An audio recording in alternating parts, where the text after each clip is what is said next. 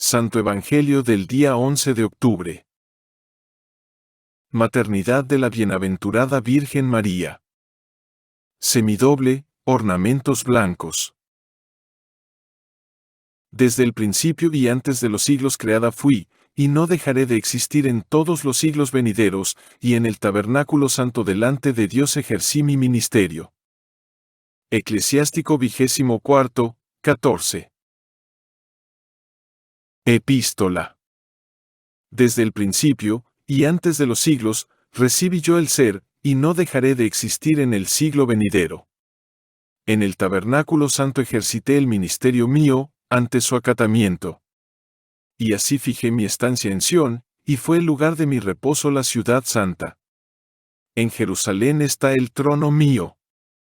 Me arraigué en un pueblo glorioso, y en la porción de mi Dios, la cual es su herencia, y mi habitación fue en la multitud de los santos. Eclesiástico 24, 14 a 16. Evangelio según San Lucas. La grandeza de Jesús en el templo, y su sumisión a su madre. En aquel tiempo, cuando ellos regresaron, se quedó el niño Jesús en Jerusalén, sin que sus padres lo advirtiesen. Pensando que él estaba en la caravana, hicieron una jornada de camino, y lo buscaron entre los parientes y conocidos. Como no lo hallaron, se volvieron a Jerusalén en su busca. Y al cabo de 3 días lo encontraron en el templo, sentado en medio de los doctores, escuchándolos e interrogándolos, y todos los que lo oían, estaban estupefactos de su inteligencia y de sus respuestas. Al verlo, sus padres, quedaron admirados y le dijo su madre: «Hijo, ¿por qué has hecho así con nosotros? Tu padre y yo, te estábamos buscando con angustia». Les respondió: «¿Cómo es que me buscabais? ¿No sabíais que conviene que yo esté en lo de mi padre?» Pero ellos no comprendieron las palabras que les habló. Y bajó con ellos y volvió a Nazaret, y estaba sometido a ellos. Su madre conservaba todas estas palabras, repasándolas en su corazón. Catena áurea. San Ambrosio. También puede decirse que a los 12 años empezó la controversia del Señor, y en verdad que este número de 12 debía ser el de aquellos que habían de predicar la fe cristiana. Basilio. También podemos decir que, como el número 12 tiene cierta analogía con el 7, puesto que es producto de los factores 3 y 4, que sumados hacen 7 y multiplicados 12, expresa la universalidad y perfección de las cosas y de los tiempos. Por tanto, la luz de Cristo, que había de llenar todo lugar y todo tiempo, empieza con razón por dicho número. Veda. La ida del Señor con sus padres a Jerusalén todos los años por la Pascua, es una señal de humana humildad. Porque es deber del hombre acudir a ofrecer sacrificios al Señor y hacérsele propicio por medio de oraciones. Hizo, pues, el Señor entre los hombres, habiendo nacido hombre, lo mismo que Dios había mandado a los hombres por medio de sus ángeles. Por lo que dice, según solían en aquella solemnidad. Sigamos, pues, el camino de su vida humana, si nos deleita la idea de ver la gloria de su divinidad. Orígenes. No lo encontraron inmediatamente después que lo buscaron, porque Jesús no está entre los parientes y deudos, según la carne, ni entre los que están unidos a él por los lazos del cuerpo, ni puede encontrarse mi Jesús entre la muchedumbre. El lugar en que lo encontraron los que buscaban no es un lugar cualquiera, fijémonos bien en ello, sino el templo. Busquémoslo también nosotros, por tanto, en el templo de Dios. Busquémoslo en la iglesia, busquémoslo entre los doctores que se hallan en el templo, porque si así lo hacemos, lo encontraremos. Orígenes. No lo encuentran entre los parientes, porque el parentesco humano no podía contener al Hijo de Dios, ni entre los conocidos, porque está sobre el conocimiento y la ciencia humana. ¿En dónde lo encuentran, pues? En el templo. Sí, pues, nosotros lo buscásemos también alguna vez, busquémoslo en el templo. Apresurémonos a ir allí, que allí sí encontraremos a Cristo, palabra y sabiduría. Esto es, al Hijo de Dios. San Cirilo. Dice esto, pues, para manifestar que Él está por encima de la naturaleza humana, y dando a entender que la Santísima Virgen es un instrumento de la redención, dándolo a luz, pero que por naturaleza Él es verdaderamente Dios e Hijo del excelso Padre. Avergonzados, pues, aquí los sectarios de Valentino, de decir, después de haber oído que era el templo de Dios, que el Creador y el Dios de la ley y del templo no es el mismo Padre de Jesucristo. San Epifanio. Observe bien que Jesucristo es admirable en sus discursos a los 12 años de edad, y no a los 30. Lo cual no quiere decir que después que vino el Espíritu Santo sobre él cuando fue bautizado, fue convertido en Cristo, esto es, ungido del Señor, sino que desde su infancia reconoció el templo y a su Padre. San Basilio. Obedeciendo desde su primera edad a sus padres, se sometió Jesús humilde y respetuosamente a todo trabajo corporal, porque, aunque eran honestos y justos, con todo, como pobres y sufriendo escasez hasta en lo necesario, como lo demuestra el pesebre venerado donde nació el Señor, es claro que se procuraban lo necesario para la vida con el continuo sudor de sus cuerpos. Y bien, Jesús, que obedecía a sus padres, como dice la Sagrada Escritura, tomaba parte en sus trabajos con entera sumisión. San Ambrosio. ¿Y llamará la atención que obedezca a su padre el que vive sometido a la madre? No es por debilidad por lo que se somete, sino por piedad.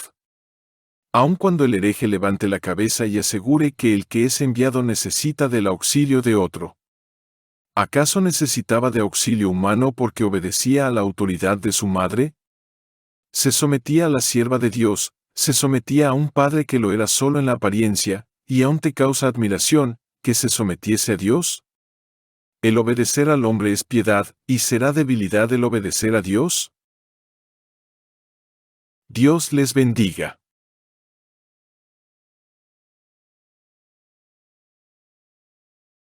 El título de Madre de Dios. Entre todos los títulos de alabanza tributados a Nuestra Señora no hay ninguno más glorioso que el de Madre de Dios.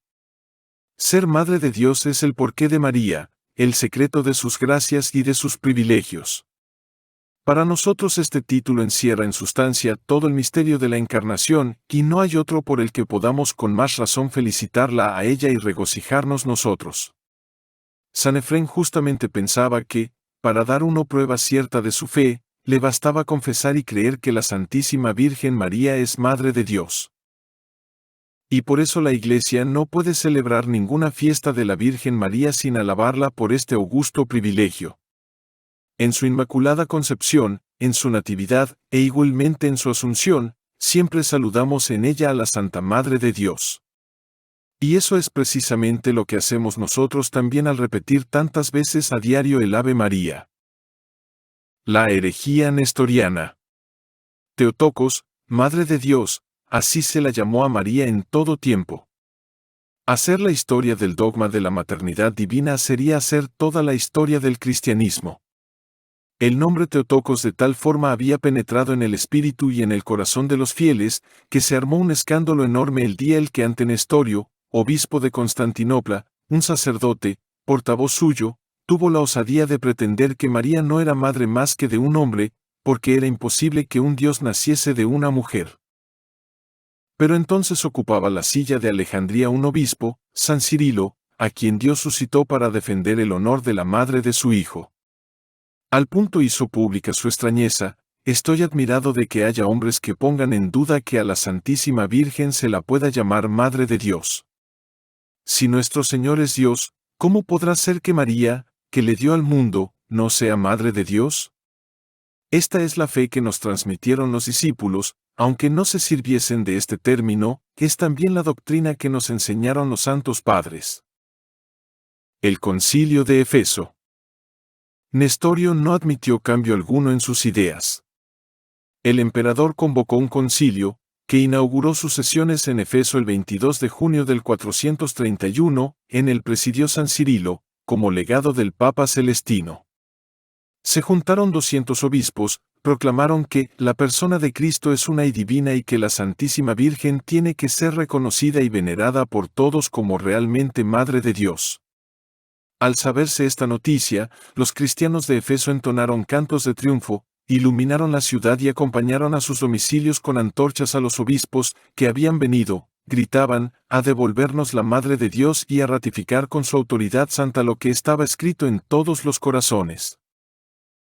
Y como ocurre siempre, los esfuerzos del diablo solo sirvieron para preparar y suscitar un triunfo magnífico a Nuestra Señora. Los padres del concilio, así cuenta la tradición, para perpetua memoria añadieron al Ave María esta cláusula: Santa María, Madre de Dios, ruega por nosotros, pecadores, ahora y en la hora de nuestra muerte. Oración que desde entonces recitan todos los días millones de almas para reconocer en María la gloria de Madre de Dios que un hereje la quiso arrebatar.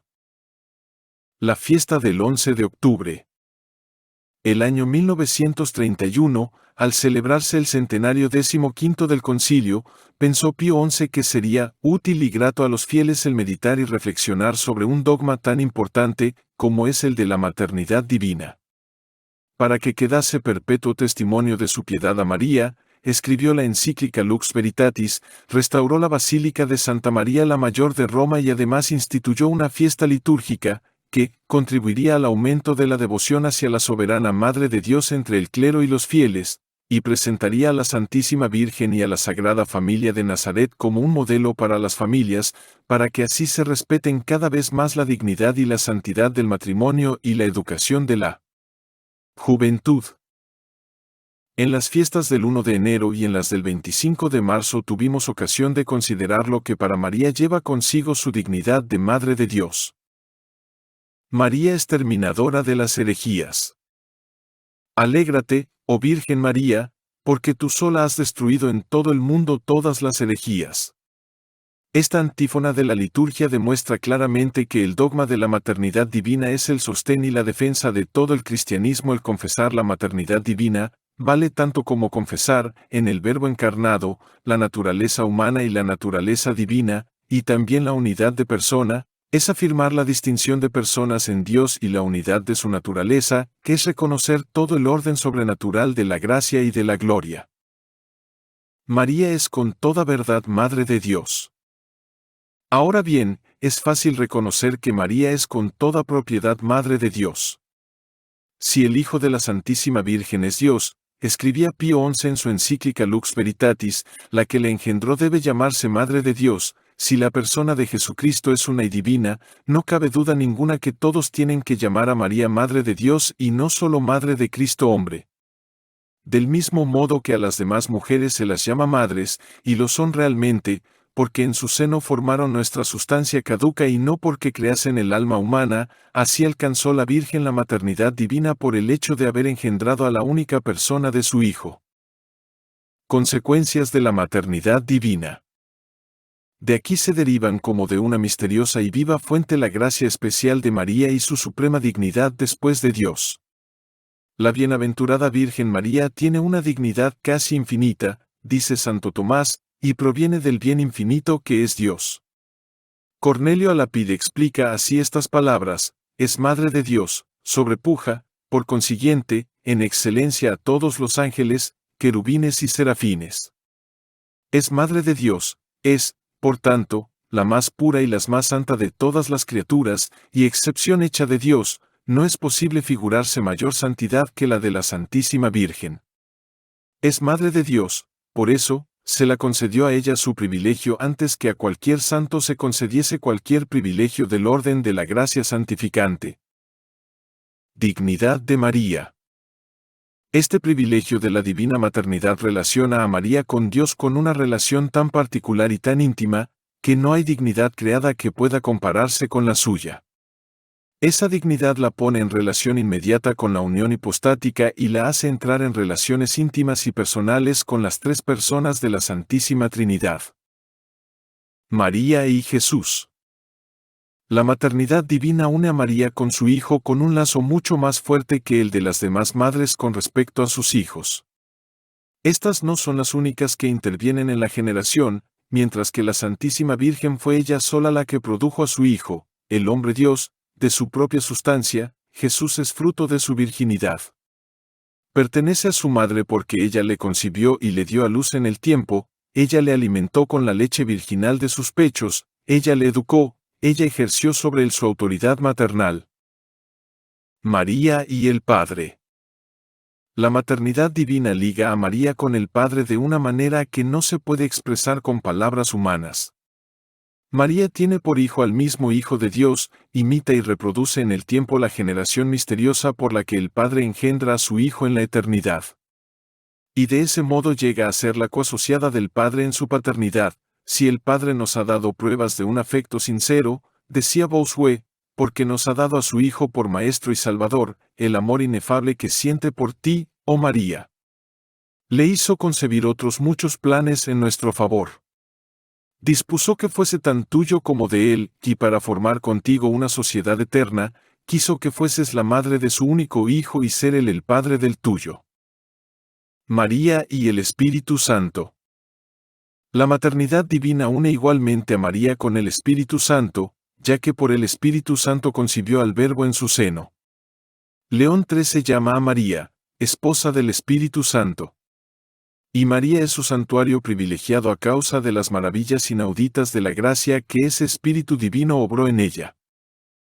Si Dios está con los santos, concluye San Bernardo, está con María de un modo particularísimo, porque, entre Dios y ella la conformidad es tan perfecta, que Dios se ha unido no solo a su voluntad, sino también a su carne, y de su sustancia y de la sustancia de la Virgen, hizo un solo Cristo, aunque no procede en lo que es, ni todo completo de Dios ni todo completo de la Virgen, no deja de ser, esto no obstante, todo entero de Dios y todo entero de la Virgen, pues no hay dos hijos, sino uno solo, que lo es de Dios y de la Virgen. Por eso la dice el ángel, Dios te salve, María, llena eres de gracia, el Señor es contigo. Está contigo no solo el Señor Hijo, a quien tú revistes de tu carne, sino el Señor Espíritu Santo, de quien tú concibes y el Señor Padre, que ha engendrado al que tú concibes. El Padre está contigo y hace que su Hijo sea tuyo, el Hijo está contigo, y para realizar en ti el admirable misterio, se abre milagrosamente para sí tu seno, pero respetando el sello de tu virginidad, que el Espíritu Santo está contigo y juntamente con el Padre y el Hijo, santifica tu seno. Ciertamente, el Señor está contigo. Dios les bendiga.